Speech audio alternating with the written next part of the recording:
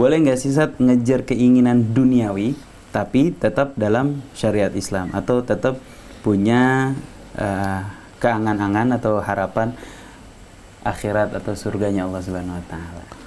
Allah sudah memberikan petunjuk bagi kita dalam suratul Qasas. Mana yang harus diutamakan, mana yang menjadi tujuan, dan mana yang menjadi sarana. Allah berfirman, A'udzubillahi minasyaitonirrajim, wabtaghi fima ataakallahu ad-darul akhirah.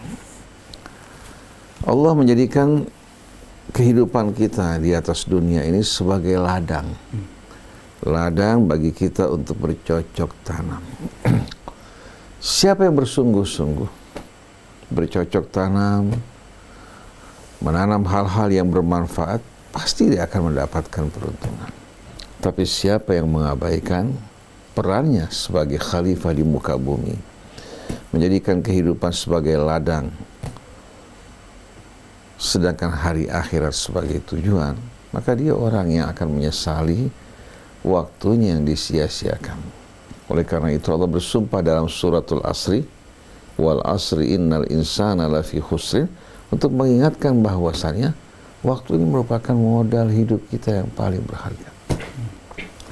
Banyak orang mengalami kerugian karena tidak menghargai dan menyia-nyiakan waktu yang merupakan modal yang Allah berikan kepadanya. Jalan keselamatan baginya illal ladzina amanu wa amilus shalihat. Hanya orang yang beriman, yang bersandar kepada Allah, kemudian dia mengisi lembaran hidupnya dengan amalan soleh. Nah, untuk menjaga iman dan amal solehnya, dia hidup dalam lingkungan yang saling mengingatkan, wa tawassaw bil haqqi wa tawassaw bis sabr. Ini amat penting. Kalau kita tidak menjaga tanaman kita, dia akan terinjak-injak.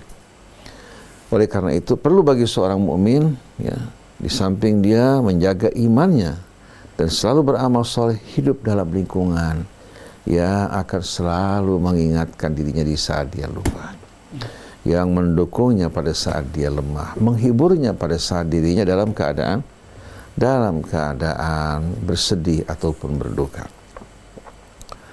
Jadi Allah ingatkan, tuntutlah, pergunakanlah apa yang Allah berikan kepadamu, seluruh potensi hidupmu.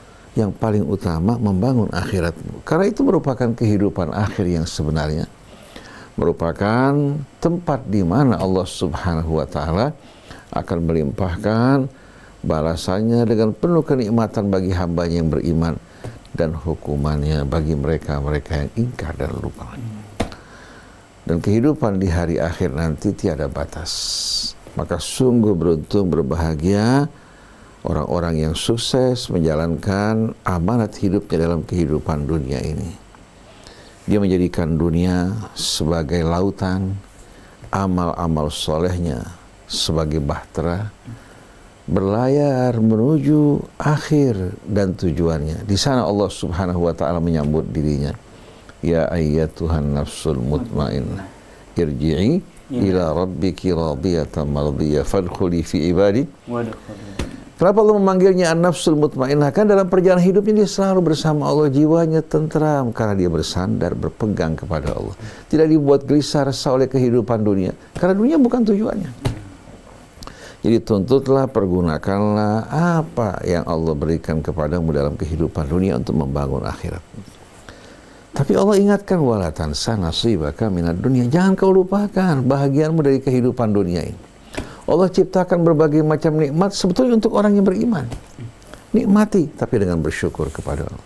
Berjalan di atas muka bumi dengan bertafakur, merenungkan kebesaran dan keagungan Allah. Semuanya adalah perjalanan hidup yang jauh dari kelalaian.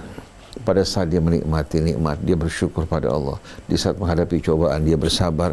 Pada saat dia melakukan pesiar, pesiarnya pun selalu mengingatkan dia akan kebesaran keagungan Allah. Wa ahsin kama ahsanallahu ilaik.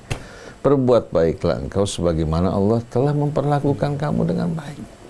Wala tabghil fasada fil ard. Jangan kamu lakukan kerusakan dengan apa yang Allah berikan kepadamu. Innallaha la yuhibbul mufsidin. Sungguh Allah tidak menyukai orang-orang yang melakukan kerusakan.